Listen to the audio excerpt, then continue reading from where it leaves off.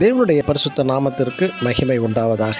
இந்த அதிகாலை வேளையில் உங்கள் யாவருக்கும் அன்பின் வாழ்த்துதல் தெரிவித்துக் கொள்கிறோம். இன்று நாம் தியானத்துக்கு எடுத்துக்கொள்ள இருக்கிறதான வேத வசனம் 118 சங்கீதம் 24 வசனம். இது கர்த்தர் உண்டு பண்ணினதான நாள், இதிலே களி கூர்ந்து மகிழ கடவோம். ஆமேன். ஓசோ என்ற தத்துவ விஞ்ஞானி அநேக புஸ்தகங்கள் நூல்களை எழுதியுள்ளார். அதில் ஒரு புஸ்தகம் உருவாக்கும் மனிதனுக்கு எதிர்காலம் சொந்தம், தற்கொலை மரணம் உண்டு. இந்த 2 புஸ்தகங்களும் யாருமே வாங்கி படிப்பது கிடையாது. இது ஒரு ஸ்திரீயின் வித்து என்பது இவரின் வாதம். முல்லா என்ற ஒரு நண்பர் இவருக்கு இருந்தார். அவர் தற்கொலை செய்ய கயிர் மற்றும் மண்ணெண்ணெய், தீக்குச்சி இவைகளை எடுத்து சென்று கொண்டிருந்த போது வழியில் ஓசோவை சந்திக்கிறார். முல்லா, எங்கே போகிறாய் என்றதும், நான் தற்கொலை செய்ய போகிறேன் என்றான் அந்த முல்லா.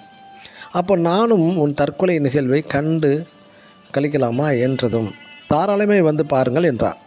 முல்லா ஒரு பெரிய ஆற்றில் உள்ள மரத்தின் மீது ஏறி கயிற்றை மாட்டி உடலில் மண்ணெண்ணெயை ஊற்றி தீக்குச்சியை கொளுத்தி கழுத்தில் சுருக்கை மாட்டி பிறகு துப்பாக்கியால் தன் தலையை குறிவைத்து சுட்டான்.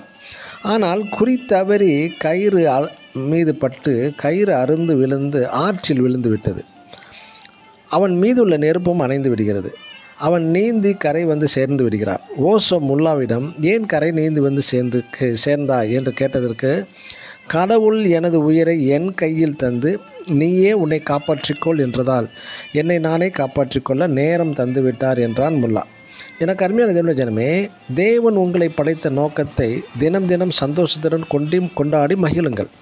தலைவலி, கால்வலி, ஜுரம், சளி, இருமல் வந்துவிட்டால் கடவுள் என்னை ஏன் கைவிட்டு விட்டார், பிசாசு என்னை ஏன் இப்படி சோதிக்கிறான் என்று புலம்ப வேண்டாம். இத்தனை கோடி மக்களை விட்டுவிட்டு உங்களை தேடி கண்டுபிடித்து உங்களுக்கு மட்டும் தேடி வந்து தலைவலி, காய்ச்சல் தருவது பிசாசுக்கு வேறு வேலை இல்லையா? வேறு யாரையும் குறை கூற வேண்டாம். தேவன் உங்களை படைத்ததன் நோக்கம் கண்டறிந்து மகிழ்ந்து தினம் தினம் அந்த நல்ல நாளுக்காக நல்ல காரியங்களை நினைத்து சந்தோஷப்பட்டு மகிழ்ந்து களி கூற கடவோம். வாருங்கள். ஆமென். God bless you.